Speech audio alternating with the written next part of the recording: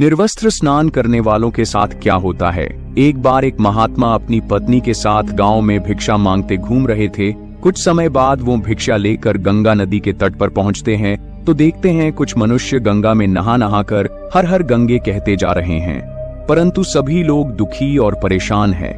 तब उस महात्मा की पत्नी ने महात्मा से पूछा, स्वामी, गंगा में इतनी बार स्नान करने पर भी इनके पाप और दुखों का नाश क्यों नहीं हुआ? क्या गंगा में अब सत्यता नहीं रही? महात्मा बोले, गंगा में तो वही सामर्थ्य है, परंतु इन लोगों ने पापनाशिनी गंगा में स्नान ही नहीं किया, फिर इन्हें लाभ कैसे मिलेगा? महात्मा की पत्नी ने आश्चर्य से कहा कि स्नान कैसे नहीं किया? सभी तो हमारे सामने नहा नहा कर जा रहे हैं, अभी तक तो इनके शरीर भी नहीं सूखे हैं। महात्मा ने कहा, यह लोग तो केवल जल में डुबकी लगाकर ही आ रहे हैं, तुम्हें मैं कल इसका रहस्य समझाऊंगा। दूसरे दिन बहुत ही जोर से बारिश होने लगी। सारी गलियां कीचड़ से भर गईं। एक चौड़े रास्ते में एक बड़ा सा गड्ढा था जिसके चारों ओर कीचड़ भरा हुआ था, और महात्मा ने अपने तप की शक्ति से लीला रची। वे स्वयं एक बूढ़े आदमी का रूप धारण करके उस गड्ढे में जा गिरे। अपनी पत्नी को महात्मा ने समझाकर पास में बैठा दिया कि देखो, तुम लोगों को सुना सुनाकर यह पुकारती रहना कि मेरे पति अचानक गड्ढे में गिर पड़े हैं। कोई पुण्य आत्मा इनको बाहर निकालकर इनके प्राण बचाएं और कोई मेरे पति की सहायता करें। और महात्मा ने यह भी समझा दिया कि जब कोई व्यक्ति गड्ढे में से मुझे बाहर निकालने को तैयार हो, तब इतना और कह देना कि मेरे पति सर्वथा निष्पाप है। इन्हें वही व्यक्ति छुए जो खुद भी निष्पाप हो। यदि आप निष्पाप हैं तो उनके हाथ लगाएं, नहीं तो उनके हाथ लगाते ही आप स्वयं भस्म हो जाएंगे। महात्मा की पत्नी गड्ढे के किनारे बैठ गई और आने जाने वालों को सुना सुनाकर महात्मा की सिखाई हुई बात कहने लगी।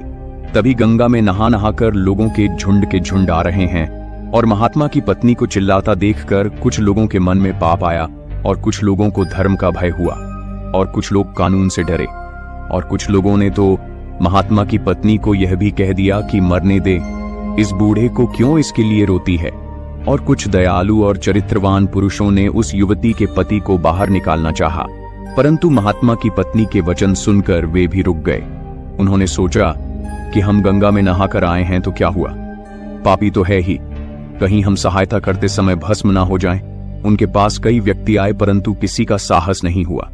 सैकड़ों आए और सैकड़ों ने पूछा और चले गए। संध्या का समय हो चला। तब महात्मा ने अपनी पत्नी से कहा, देखा आपने आया कोई सच्चे मन से गंगा में नहाने वाला? तब थोड़ी देर बाद एक नौजवान युवक एक लौटा लिए हुए हर हर गंगे कहता हुआ आया।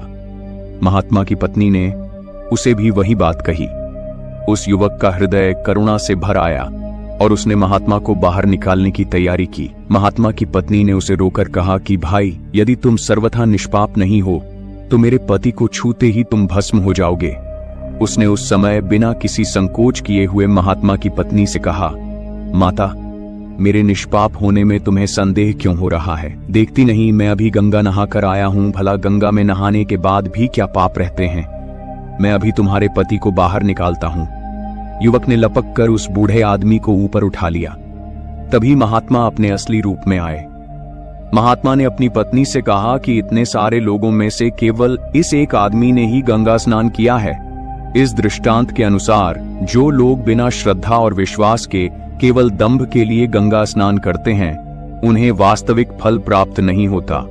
परंतु इसका यह मतलब नहीं है कि गंगा स्नान व्यर्थ जाता है। गंगा स्नान का बहुत पुण्य भी है। इसके बाद महात्मा ने अपनी पत्नी से कहा, अब मैं आपको वो 12 बातें बताता हूं। जो भी मनुष्य इन 12 बातों को नहाते समय ध्यान रखता है, वह कभी भी दुखी नहीं रहता है। उसके घर में लक्ष्मी का वास होता है, उसके घर में अपार संपत्ति आती है, घर में कभी भी लड़ाई झगड़ा नहीं होता है, उसका पूरा परिवार हंसी खुशी जीवन व्यतीत करता है।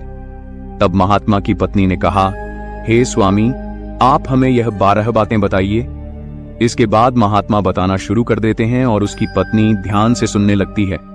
इसके बाद महात्मा बताते हैं, प्रिय, यह 12 बातें बताने के बाद में एक और बात बताऊंगा कि जो औरतें कपड़े खोलकर नहाती हैं, उनके लिए यह बात बहुत ही महत्वपूर्ण है। हे देवी, आप इस बात को बहुत ही ध्यान लगाकर सुनना।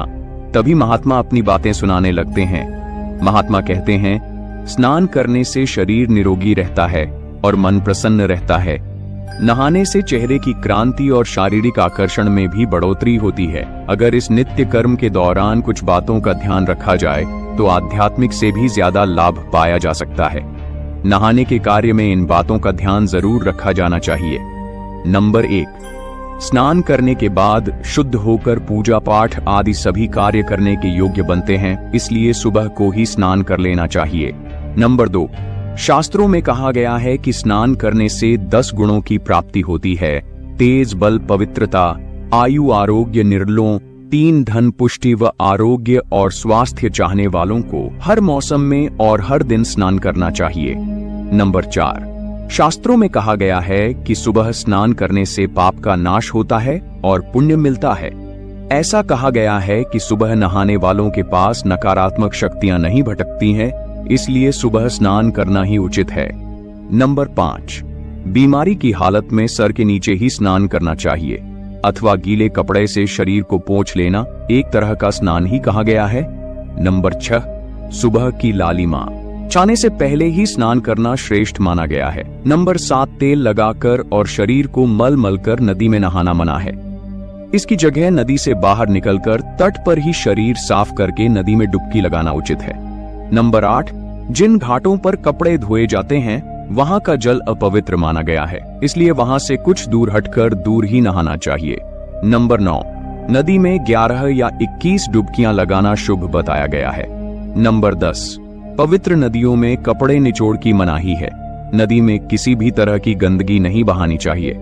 नंबर 11, नल की तुलना में झरने का पानी झरने के पानी से ज्यादा, नदी का पानी नदी के पानी से ज्यादा, किसी तीर्थ का पानी तीर्थ के जल से कहीं गंगा जल अधिक श्रेष्ठ माना गया है। नंबर 12, गंगा माता का कथन है कि स्नान करते वक्त कोई चाहे जहां भी मेरा स्मरण करेगा मैं वहां के जल में आ जाऊंगी। इसके बाद महात्मा ने कहा, अब मैं आपको औरतों के बारे में बताता हूं जो औरतें कपड़े खोलकर स्नान करती हैं। हिंदू धर्मशास्त्रों में हर एक चीज के लिए कुछ नियम बनाए गए हैं।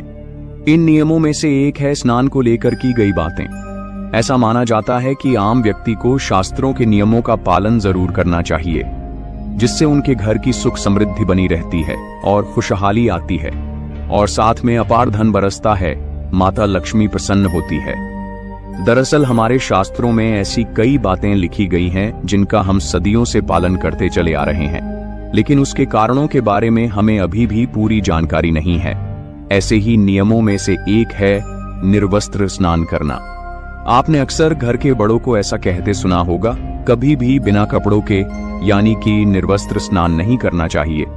अगर हम पौराणिक कथाओं की बात करें तो निर्वस्त्र स्नान की मनाही का एक सबसे बड़ा कारण भगवान श्री कृष्ण के समय से जुड़ा हुआ है।